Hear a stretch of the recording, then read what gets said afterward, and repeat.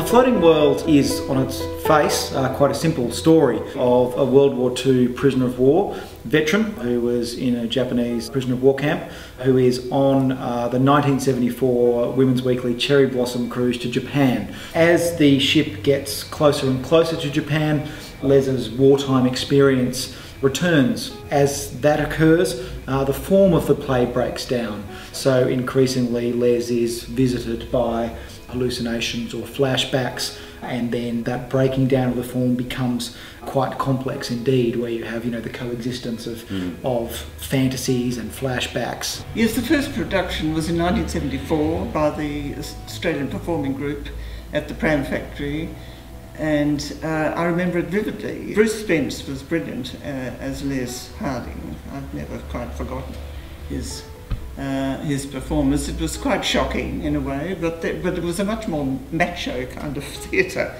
in those days than it is now, and I think the language will probably shock people even more today. Well, the New Wave was a sort of a ratbag period in Australian theatre when everybody was reacting against the old Anglophile generation and all the old directors of the mainstream companies, and it was very blokey. And in Melbourne, of course, it had the Australian Performing Group, which was dominated by Blokes, yes.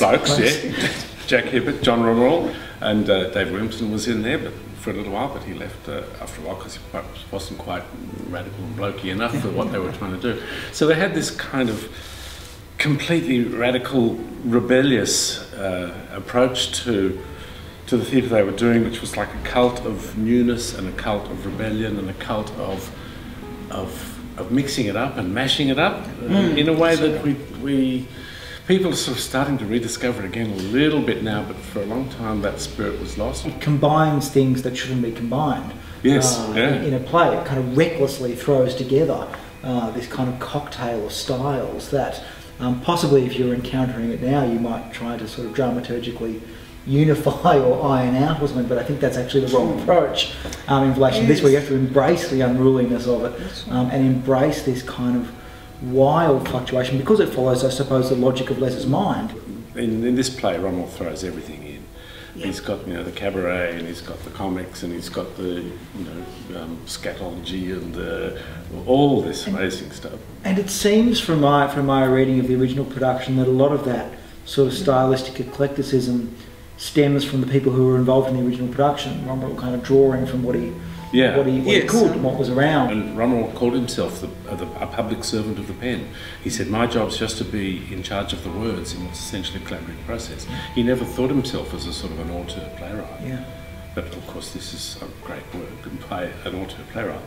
I don't think as many sort of newer generations of practitioners are aware of how wonderfully, richly difficult these works are. That's right. And I think I wouldn't be surprised if there is a new generation of artists who are starting to discover some of the kind of classic Australian repertoire, just because it is so wonderfully difficult to do some of it in a theatre. And I think one of the rationales behind programming Floating World for me too was, I think I was kind of shocked by how few people knew how wonderful this work was. Yeah.